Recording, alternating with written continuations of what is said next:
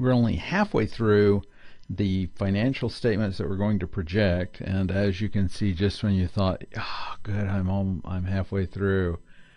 Well, remember we did 2 actual videos for kind of income statement. The first one was just on the sales, and then the rest of it was on the financial statement itself, the income statement. And we actually did 2 statements there. We did the income statement and the statement of retained earnings. In this instance, we're going to look at the balance sheet, and we're going to do most of the balance sheet in this particular video. And then in the next video, we're actually going to make it balanced, because when we're finished with this one, despite the fact that we call it balance sheet projections, it will be sheet projections 1 because it's not going to balance. And yeah, we're going to start out the same way you've been dreading us starting out. Yes, we're going to start out with the model again so I can show you what it is we're really doing with this one. So again, my story, the market for goods and services is out there. Somebody decided, hey, I know how to approach this market with my goods and services because I understand the way it's demanding things, and I can see a niche. So they produce these goods and services. The market for goods and services says, you know what, that price quality is exactly what I'm interested in, and they buy some stuff. So the company sets up certain processes. Wow, I better hurry and put these processes together so that I can continue to sell good quality products or services at that price quality that's being demanded by the market. But to do that, I need some assets. Therefore, I need to go to the market for goods and for debt and equity and see if they are willing to give me the money so that I can invest in these assets. And they're going to be looking at the perceived risk and the perceived return. And all of that hopefully will throw off some return back to the market for debt and equity.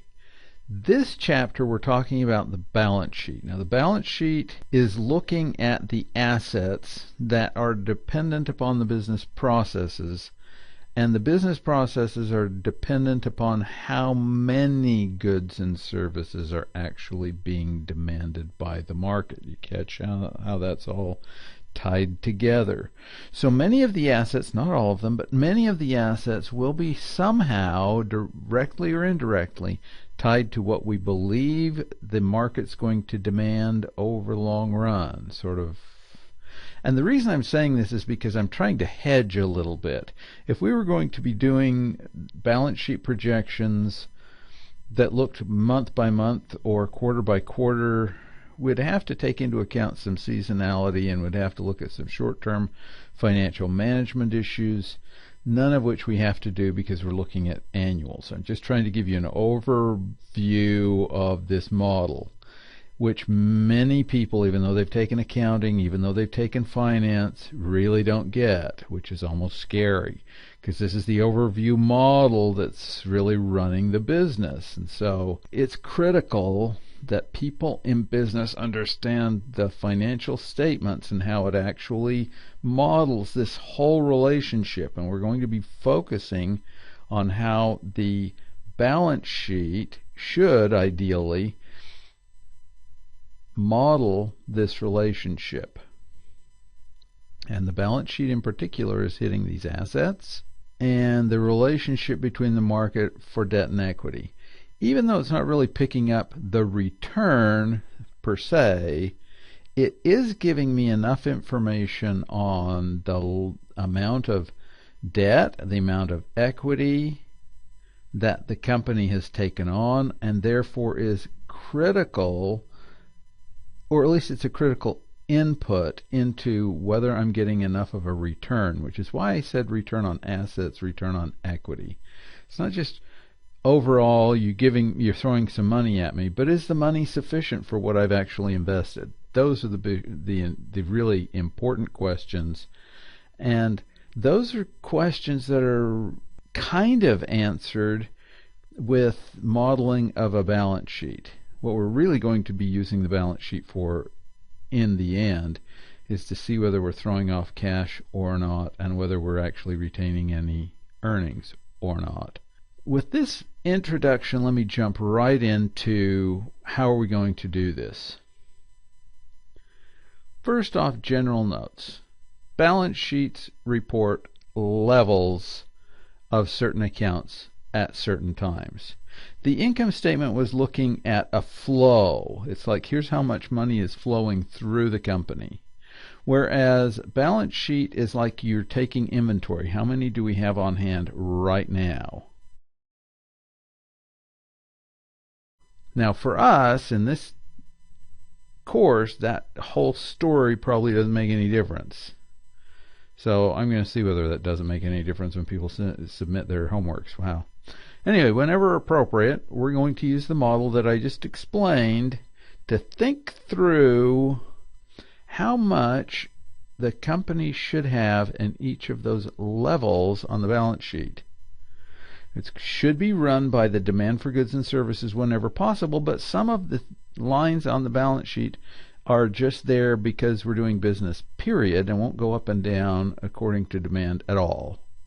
And again, this is going to take a little bit of a thought experiment where we're going to have to think through, does this line have anything to do with sales? These decisions as to whether it has anything to do with sales or not are easier to make if you understand accounting and if you understand business. And for some people who don't understand either one, it can be a little difficult. Or if you understand one but not the other, they can still be a little bit more difficult. But again, do your best as you work through this. And especially on the homework, if you say, here's what I was thinking and here's why I did it, then at least I can give you feedback saying, yeah, or I think you were smoking something. Are you currently submitting this homework from Colorado? And then I will be able to give you some feedback, in other words. So, just like we did with the income statement, we created this spreadsheet projection space where we're going to say, here's a tab where we're going to start projecting our income statement. We're going to do the same thing with the balance sheet. Just like we did with the income statement, we're going to copy a tab, but this time instead of putting it in its own new sheet, we're going to put it in the projection space, the one that has the income statement and the sales projections already in it. Unlike the last one, though, I'm going to create a tab from scratch once we've brought over the balance sheet space and started doing the same kind of thing with it. In this new sheet, I'm just going to have a space to put all of my assumptions, and I can handle this in 2 or 3 different ways. I'm going to give you my very simple and easy way during this particular intro, but I'm going to talk, hopefully, if I remember, to all the way through this as to how you can tweak it and get a lot more power out of projecting and doing some corporate planning. These assumptions are key to getting the right estimates for cash when it's needed and when it comes back. They will include things such as accounts receivable, turnovers, and anything that would drive anything that has anything to do with cash, and even will include things such as interest rates. If you can project those out for any amounts of money that I have invested currently, or any loans I might have outstanding over this time period, because a lot of loans for businesses are variable rate. They're not fixed. So with that intro, let me jump over to Excel. And the specific area of Excel that I jumped to, if you were wondering, is the actual. If you can't tell which one I'm on, we're actually on the actual historical balance sheet. And this is what I'm going to try to replace or project in the other file. So I'm going to grab my balance sheet and move or copy. This time, again, very first thing I like to do is say create a copy, because sometimes I forget this, and then guess what? I don't have a copy anymore. I just shot it over to my new sheet, and then I will usually just get rid of most of this junk, and then no, that's not what I wanted to do. So At this point, I need to tell it to put it in the financial statement projections. That's what I called my last sheet that has the sales and the income statement projections in it. And in this case, I can either put it at the end or at the beginning. I think I'm just going to leave it there at the beginning. That's why it's highlighted there, and it says put it before sheet income statement. And so I'm going to say I have create a copy. I have to double check because I've done this so many times where I would go, oh no, what happened to my original? So I'm going to hit OK, and we have a nice blank space. It's not blank yet, but it will be in a little while. And then I need to create a new sheet. So I'm going to go down here on this plus sign and click it, and it's going to give me a sheet, and I'm going to move it to the front. All you have to do is click and drag, by the way. Double click, and I'm going to say assumptions. And this will just have a collection of a whole bunch of my assumptions. Not a whole bunch. I usually have about 4 or 5 or 6. When I did this professionally, I had a whole page of assumptions because there were so many things I wanted to make sure I was taking into account. And we were doing quarterlies, and we wanted to know, or not quarterlies, we were doing monthlies, and a whole bunch of, yeah, that was a mess. This one that we're going to be using right now, I'm only going to use like 5 assumptions for the whole thing. But the reason I have this sheet is if things change, or I want to change the what ifs, I can come over here and tweak it a little bit, and it will change everything in the entire system. And I am building an entire financial model of this company with a lot of simplifying assumptions, let me put it that way. So at this point, I've done everything that has been in the instructions so far, and if you followed along, you're right up with me. We're going to be, first off, I'm going to go over and clean out all of those lines, just like we did with the income statement. I'm going to go down row by row and look for those rows that have numbers in them, and I'm going to delete them. If they have a formula in them, I'm going to leave the formula in place. Then for every row, I'm going to use one of 4 methods for modeling these balance sheet accounts. First, I can tie them directly to sales. By the way, I'm going to use the 4 that I use when I'm doing a monthly or quarterly, even though these first 2 I'm going to do exactly the same way for our annual, just for simplicity's sake, and because in my classes where we consider these in more detail, they would actually be very different homework assignments for income statement and then for balance sheet, because we're going to look at a whole bunch of things all simultaneously, and we don't have time to do that here. So we're going to tie the balance sheet directly to sales or tie to long-term sales trends.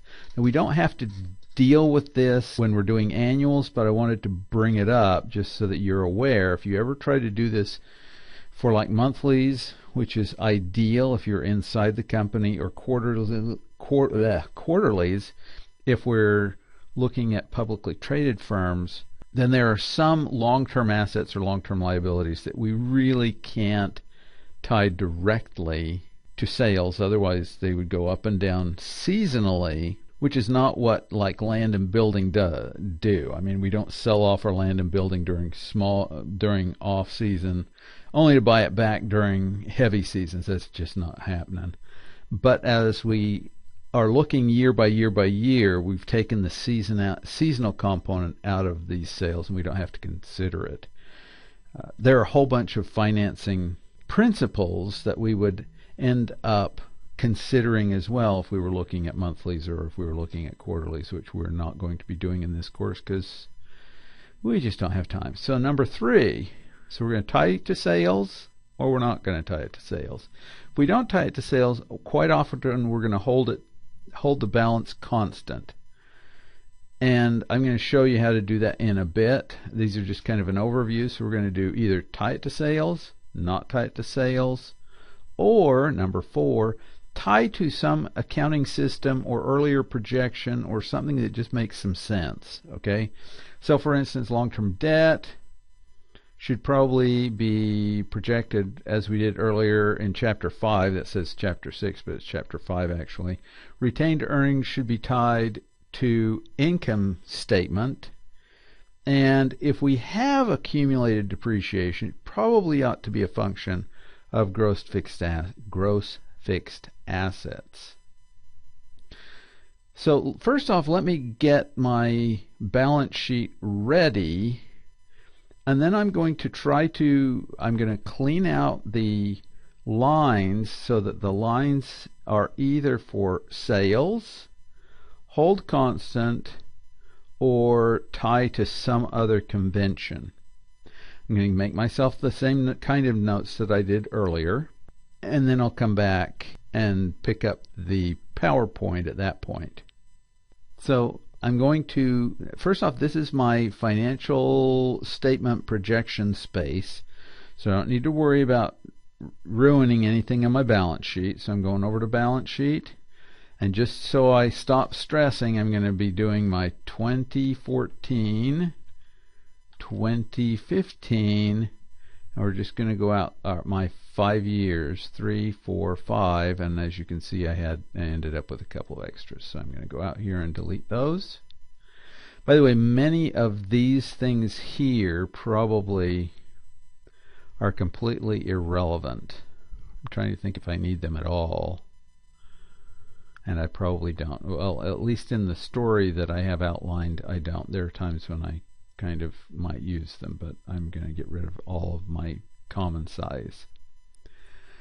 So my 5 years, cash and cash equivalents, probably, well, my need for cash is going to grow as my income grows. Oh, first off, I guess I need to make sure I get rid of the lines that have numbers in it. And again, I'm looking up in here as I move my cell pointer down here, although I kind of know where all of these are, believe me. So number, number, number, number, number, number, number, formula. And so at this point I'm just going to grab all my numbers and hit delete. Fixed assets net. By the way, this is net of accumulated depreciation, which basically means that once I've projected this, all of my little comments having said that I've actually mentioned about projecting accumulated depreciation become irrelevant because they're actually embedded in this, so I'm not even going to worry about it.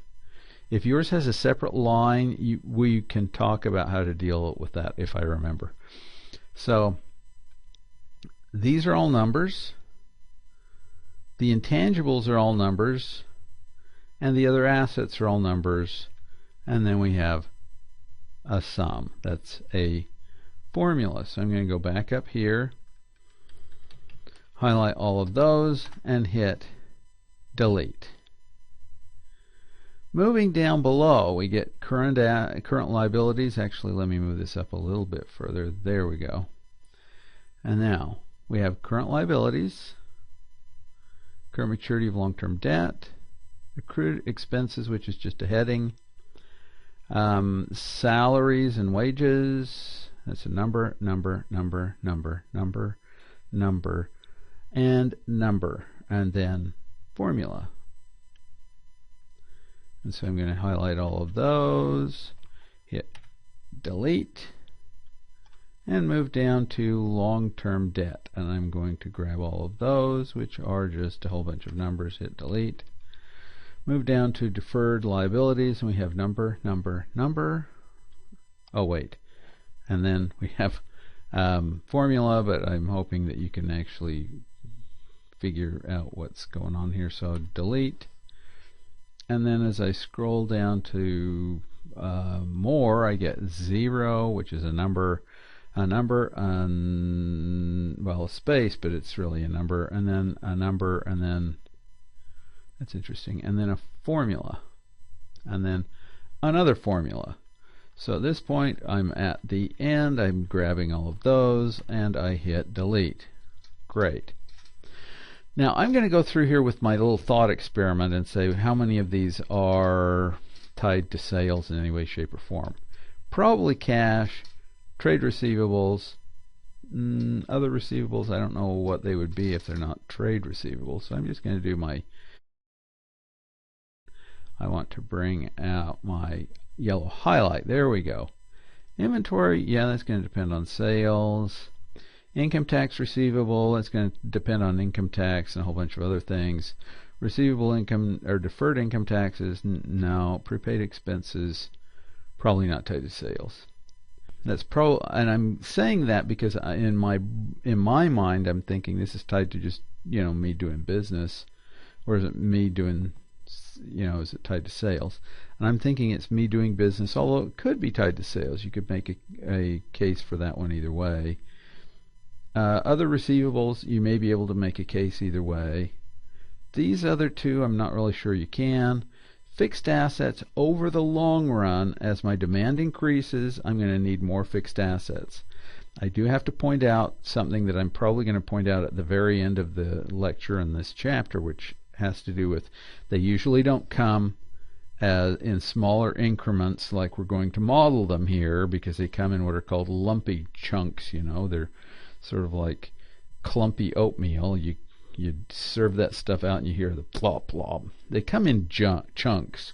You can't just build like a quarter of a manufacturing facility. They come in larger chunks. When you hit capacity, then you build another huge chunk, and then you wait until you hit capacity there, and then you build another huge chunk.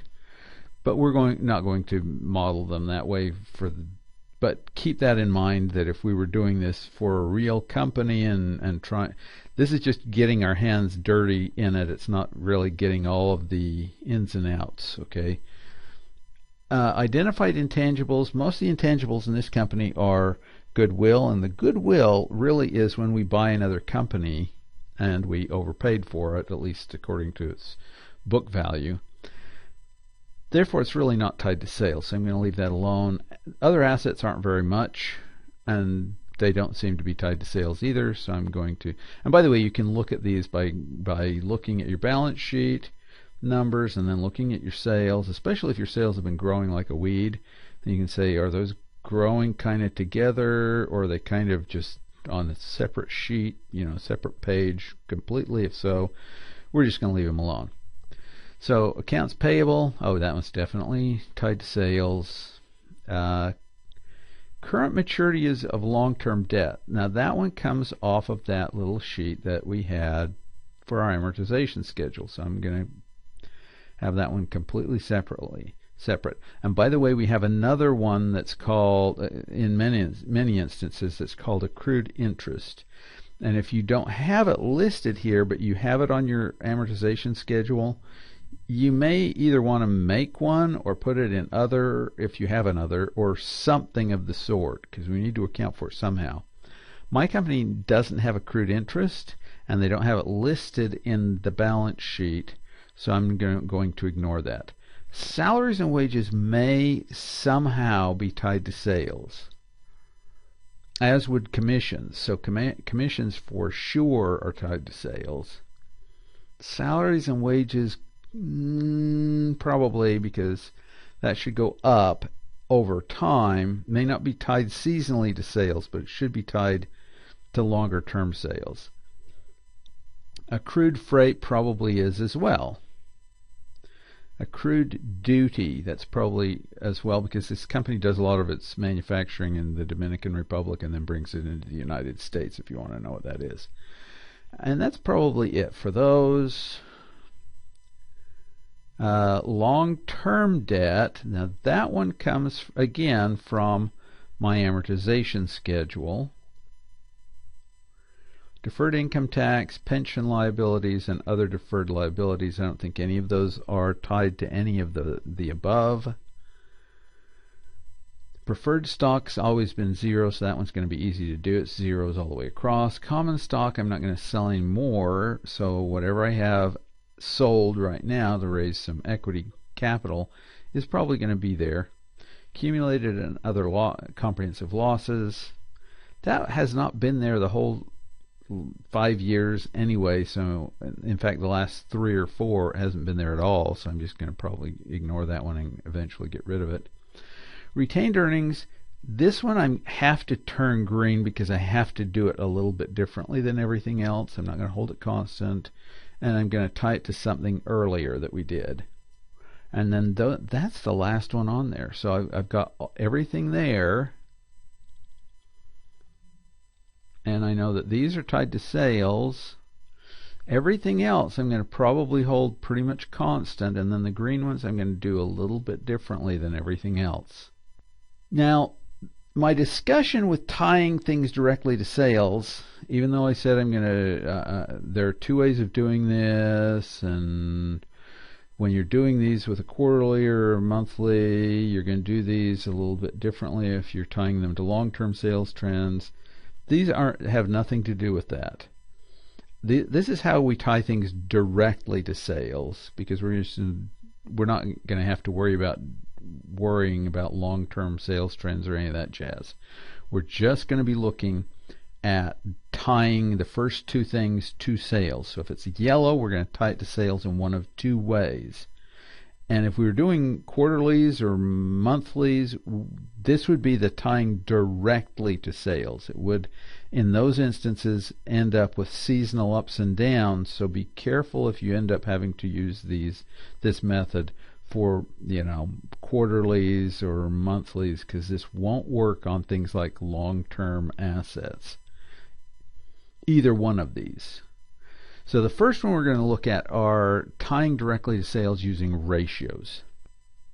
The some balance sheet accounts can be estimated through assuming specific ratios in the future. These usually have to do with the asset management ratios. For instance, the accounts receivable. Accounts receivable turnover was sales divided by accounts receivable.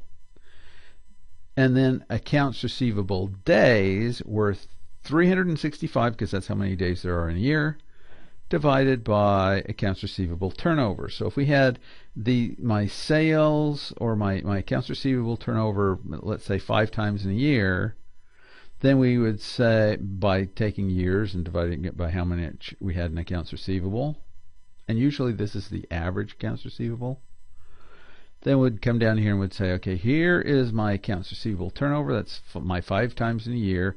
365 divided by 5 will tell me how many days they are outstanding. And this is called days sales outstanding. In Dun & Bradstreet's, it was called collection period. If we plug the ART here, the accounts receivable turnover, into this formula, we are left with days accounts receivable is equal to 365 divided by sales divided by AR. Doing a little algebra, therefore, we end up with that being 365 divided by sales equals AR. I'm trying to get an estimate of AR, so accounts receivable on my balance sheet could be seen as days of accounts receivable that I would assume, because number one, I know how much it's been in the past, and number two, I know what the industry standard is, times sales divided by 365. This is, you could say, this is average sales per day times days, or you could look at this a little bit differently and say, well, this is total amount of sales times the proportion of the year's days that I still have in accounts receivable, which is how we're going to be looking at this. And by the way, this is how we're going to estimate it. So I'm going to put on a sheet of paper what I think the accounts receivable days are going to be, and then I'm going to look at the sales, and I know how many days are in a year, so I've projected sales. I can estimate days of accounts receivable, and given those two things, I can get my accounts receivable projection for any given year.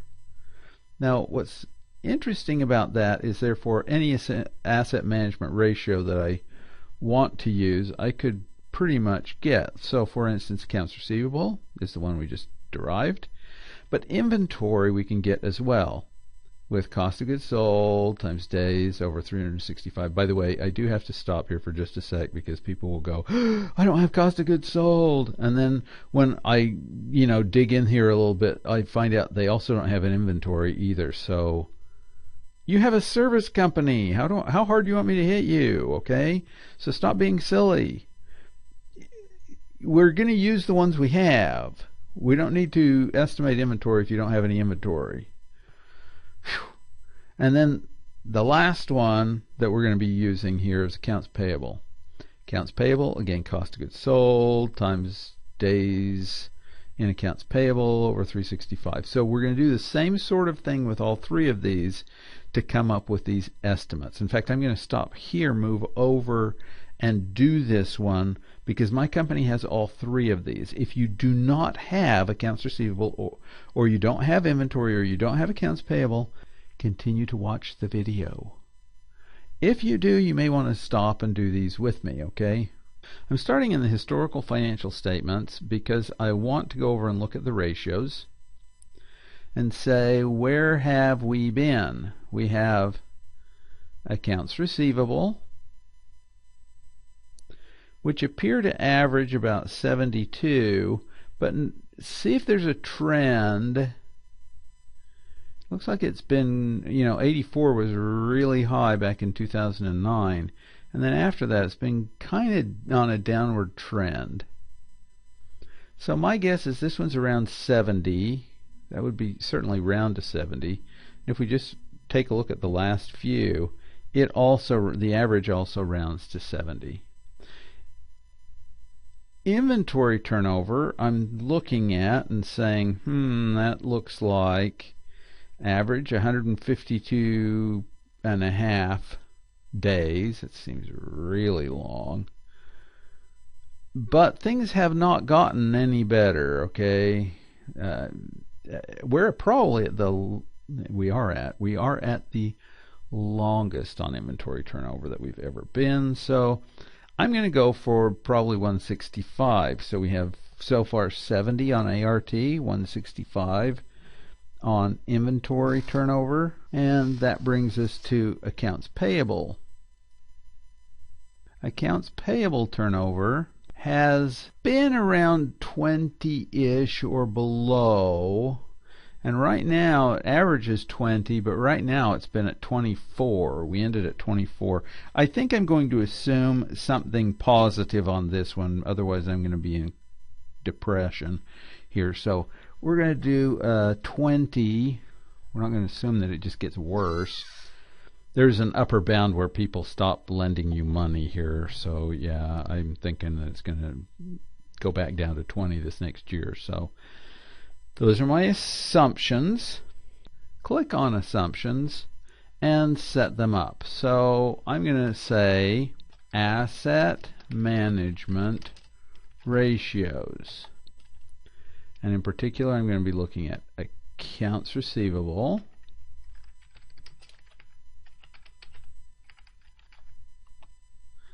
I can look at inventory and accounts payable. Oh, I guess I don't need the period after there. There we go. I don't like Calibri much more than I like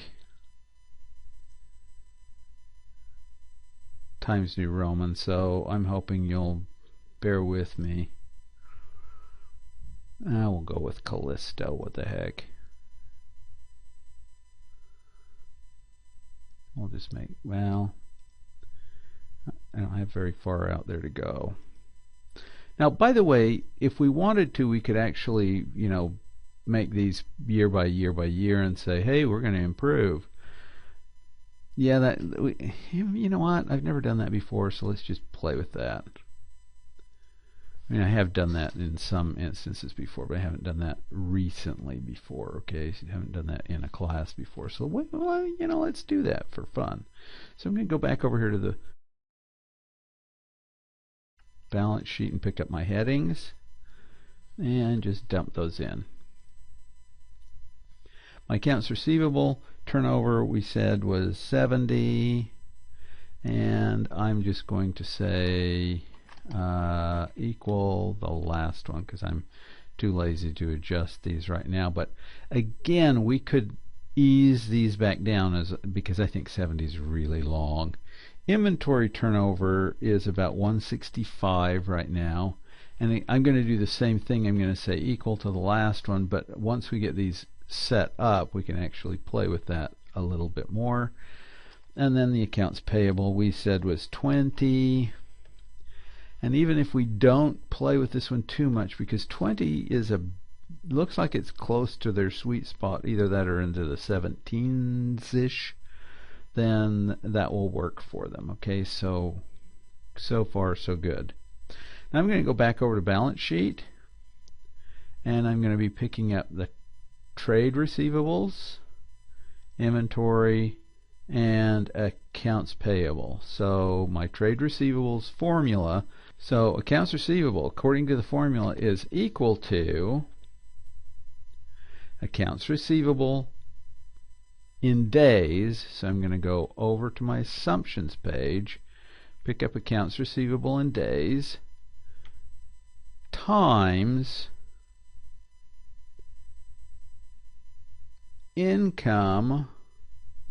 sales, going to the income statement, sales for the same year divided by 365. Enter. I'm going to pull that across so we actually have a certain amount. And notice it's going up. And we could tweak it in a couple of different places. Either the sales will change, which will automatically change this if I adjust my sales forecasts. And then they could also change if I change my collection period. Let's pop down to inventories and say this one's equal to inventory days times cost of goods divided by 365. I may be doing these a little bit backwards from them, but it's the same amount, by the way. You'll get the same answer. Accounts payable is equal to payable days times cost of goods divided by 365. We'll pull those out. In just a little bit, by the way, we'll be able to compare these numbers with what we ended up with last year, and I think they're going to be really close, which means that we're in good shape. The ones we have should be a little bit higher because the sales have gone up. We're projecting a little higher sales. Okay, having done that, we need to now look at, well, the next PowerPoint. The other method we could use, and this one I do a little separately because to change these would take a little bit more. We can't do it on just an assumptions page. So this is tying things directly to sales using percent of sales method. For this one, we're going to first have to calculate each line of the balance sheet as a percent of sales. And usually we'll do it year by year. Then we'll take an average percent, and then we'll say which one do we think does a better job, the most recent year or the average? And we'll use one or the other. So either way, we're going to find a basis, either the average for all the years or the most recent year.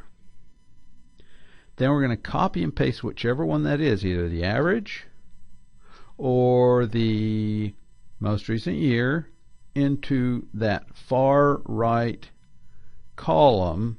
So we'll move over to the last year and go over one or maybe two if we want to break, and just dump it in there.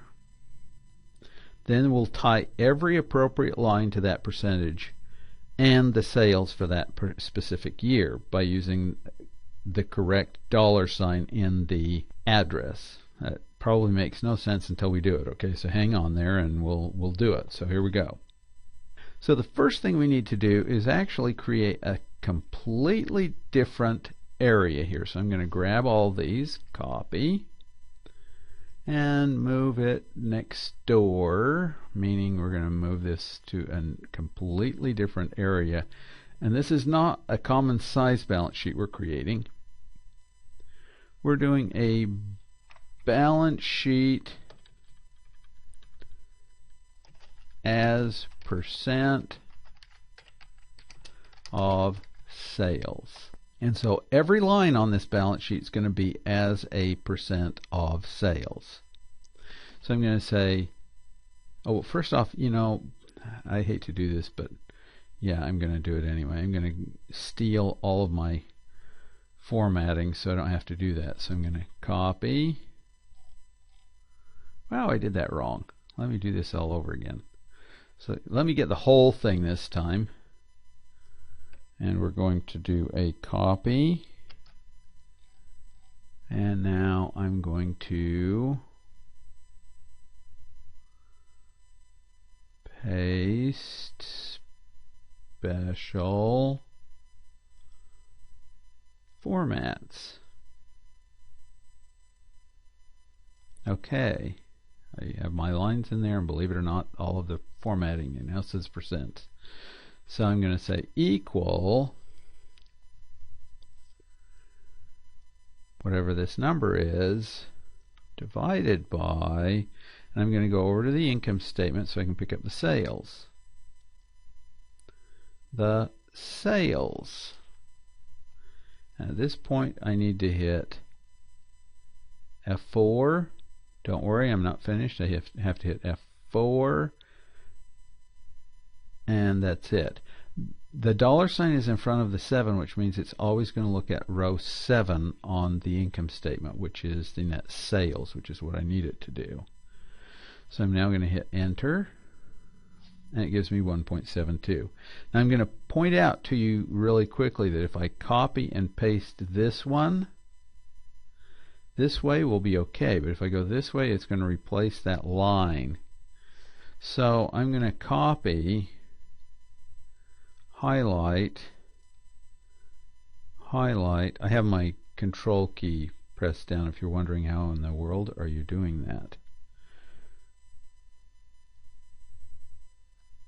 I'm letting off control because if you don't right now, as you scroll, it will zoom in and zoom out. Now I'm pressing control again. This is stressful because if I mess up, I have to start all over again. I hate that one. I hate it when that happens.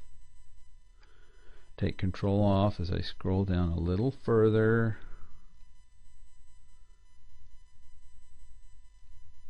Oh shoot, I did mess up.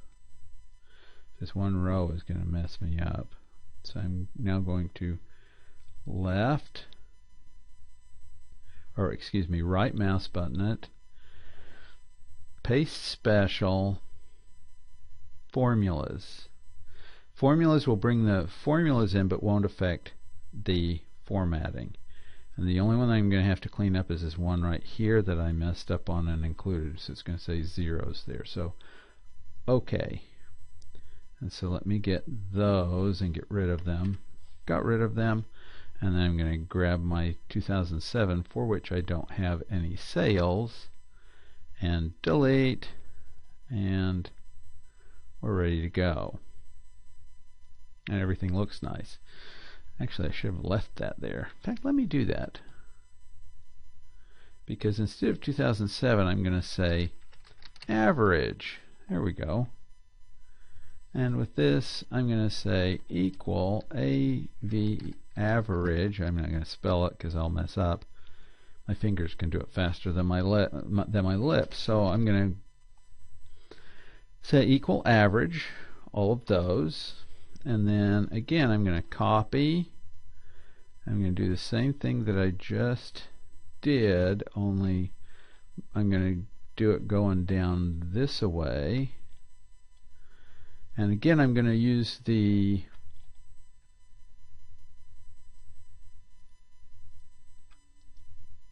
paste special because I don't want to go over those underline things again. So I'm going to again say formulas and say OK, and they pop in there right nicely. And so this one, the 74.04, should be exactly the same as this one, 74.04, because they balance. In this case, they don't do 100%, 100%, but the number here on total assets should be exactly the same as the total liabilities and shareholder equity. What I would be doing in this instance is look at whether things have changed substantially over time. And by the way, in this company's case, they really have, and particularly right in here, where they've gone from 50% debt down to 13% debt. That's huge.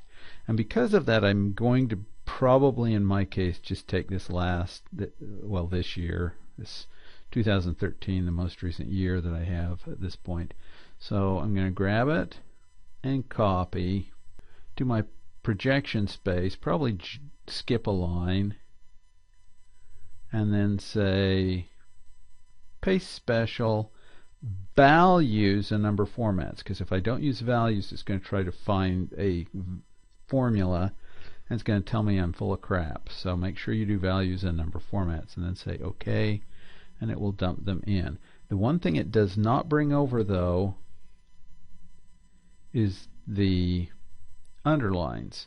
So by the way, before I had let off of that, or if I want to go back and do it all over again, I can also do paste special one more time and say, give me the formats, you goof, and they'll put those those underlines back in where they belong. I'm going, yeah, thanks, you goof. Okay, so anything now that I have a yellow line on, I'm going to do the following with. I'm going to say, because these are now percent of sales, let me actually call it that. Percent of sales.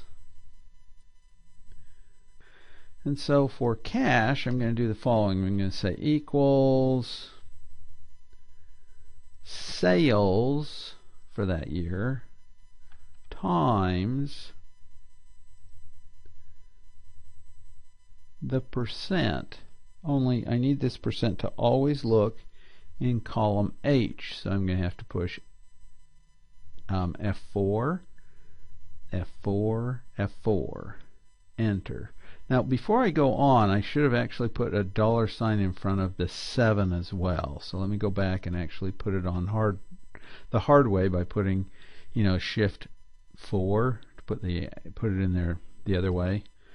And the reason I'm doing that is because I really want to first off copy this one across, and then while I have it highlighted, I'm going to say copy, and I'm going to use my control key as I hit click and click and click and click and click, and I could have just clicked and dragged down through there, by the way. And I'm going to say enter, and they're all going to be pasted in there. We've done them all now. That wasn't too painful. And now we're back to the PowerPoint. We've now done any tying to sales that we're going to do. We've tied some of them to sales using ratios so that we can easily adjust them. We've tied others to sales using a percent of sales basis. At this point, we're going to hold some balance sheet lines constant. So next to the percent of sales column, we're going to bring over the most recent balance sheet balances. That's just the numbers. For those lines that have no direct connection with sales, we're probably just going to hold those constant at the last level. This one's one of the easiest ones to do, and yet people make it more complicated. Oh, how do I do this? Well, hold it constant if you don't know anything else, okay? So just chill. This one we're going back to our historical balance sheet, and I'm just going to grab the most recent, that's 2013. I'm going to copy it. I'm going to paste special value formats, values and number formats. There we go. Hello. I'm going to say OK. I'm going to do a paste special one more time and say formats, because it didn't bring in all the formatting. Going to double click so it's wide enough to accommodate all the numbers, and say actual balance sheet. Yeah, that means actual balance sheet. For those of you who are thinking that I really meant BS, I didn't. Okay, so anything non-green at this point, I'm just going to tie to the last levels. So I'm going to say equals the last level, which needs a F4. We want this to always be an I, so the $ just has to be in front of the I and not in front of the 10. So we just have it in front of I, enter, and I'm going to grab and pull across and copy, and I'm going down, down, down. Ooh, you know what? Some of these have lines on them, darn it. So I'm going to have to do this a little differently. I have to highlight the whole thing. You know what? Let me do this a little differently completely by saying copy. And we're just going to have, because of the lines, which complicate matters a little bit, and I don't really want to reformat all over again. That would just be annoying. I'm going to pick these up. By the way, I'm skipping these because these really didn't have anything in them in the first place. If you were wondering why did you skip those, and the answer is because they really shouldn't have had anything in there. I didn't know what I was doing then, but I do now.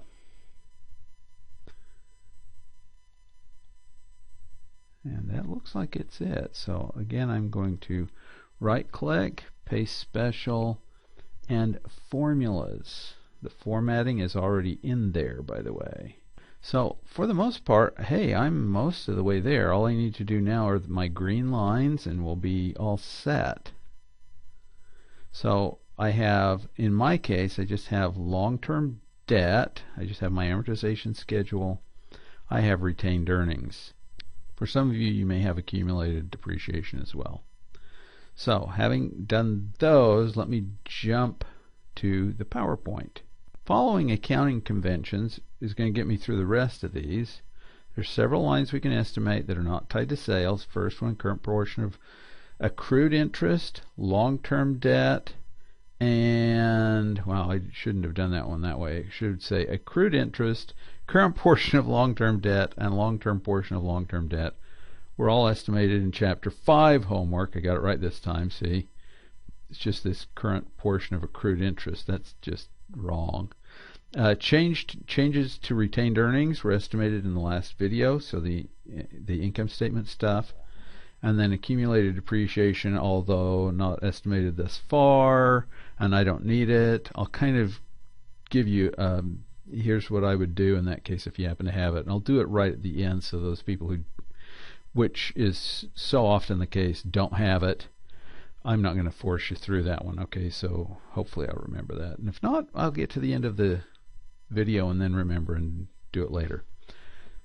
But it will be on the end of this video, so there you go. So those are the ones we're working on right now. This is my amortization schedule.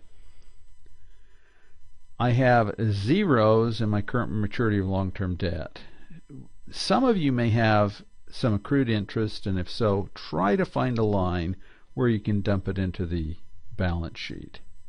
The current maturity of long-term debt, by the way, we would just copy this, and I can do this because I do have a place for it and I need to put something in there. And then I'm going to go over to my projection space and paste special, values, and dump away. Wow. Again, over the last 3 years they actually didn't have any, because what they've been doing instead is they've been having this revolving loan which goes up and down actually all the time. So they are paying parts of it off, but you just wouldn't know it.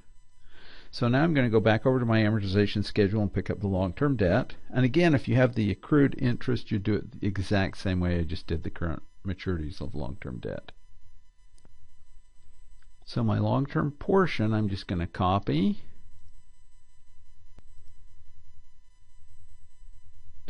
And then I'm going to paste special values. OK. What's really cool about this, by the way, is I've now gotten a projection for virtually everything on my balance. And now my last one. This one's a little bit different. What we're going to do with this one is we're going to say this one's equal to the last amount plus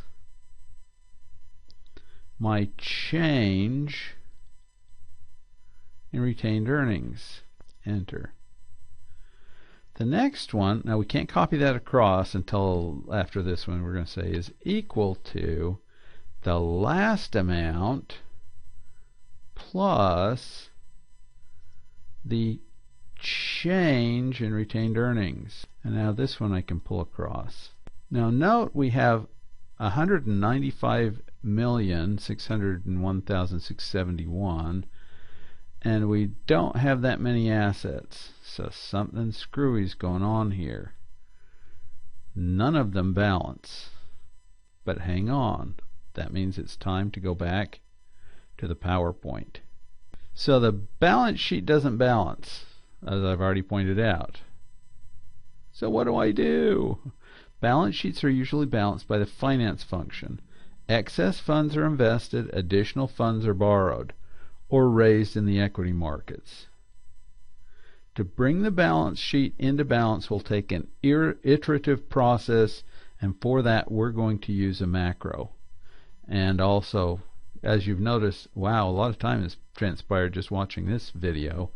So yeah, we're going to need to make some assumptions for short-term investment, some borrowing rates. Those are my two other assumptions on my assumptions page.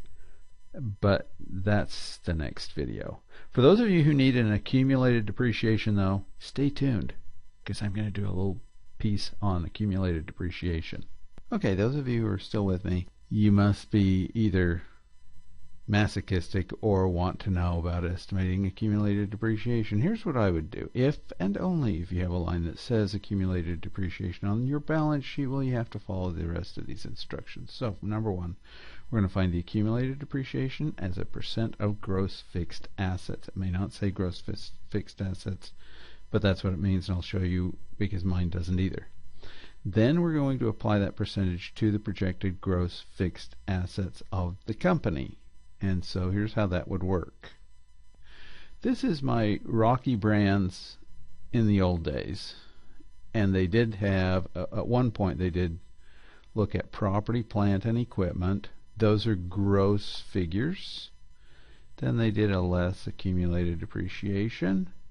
And then they ended up with the total fixed assets net. Notice this must be gross total fixed assets net of depreciation.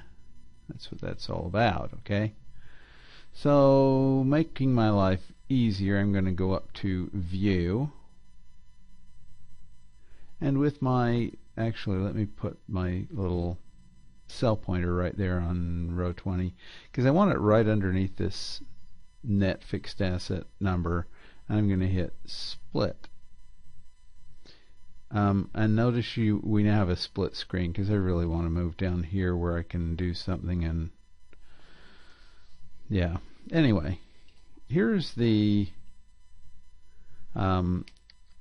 accumulated depreciation as percent of gross fixed assets, GFA. So I'm going to say this is equal to accumulated depreciation divided by gross fixed assets. Now you'll notice that this one is listed as a negative. Just for sake of argument, I would leave it that way, because then at least you'll get that in there when you do it on yours. So I'm going to just say, yeah, that's it. In fact, what I'm going to do right now, because this is annoying, oh shoot, is get the percent and then copy it across. Zip. And we'll note 65, 62, 59, 58, and 60. It looks like it's going up. In other words, they're letting their assets get older and older and older because I'm actually depreciating more and more and more of them. And we note that the average down here is 61.17%. Now if that's true, now we're going to pretend like these are my projections for gross fixed assets. How do I get this to work? Well, first off, remember that we had a negative 61.17% that we are projecting. And so here's what I would do. I would put in less accumulated depreciation. I'm going to say equal negative 0.6117 times the projected amount. And then I'm going to pull that across. And then the last piece, and this is just a formula anyway, and in fact I could just copy and paste it. So I am going to copy and paste it. And we are now finished. Except I need to put a line underneath that one, evidently. Easily done.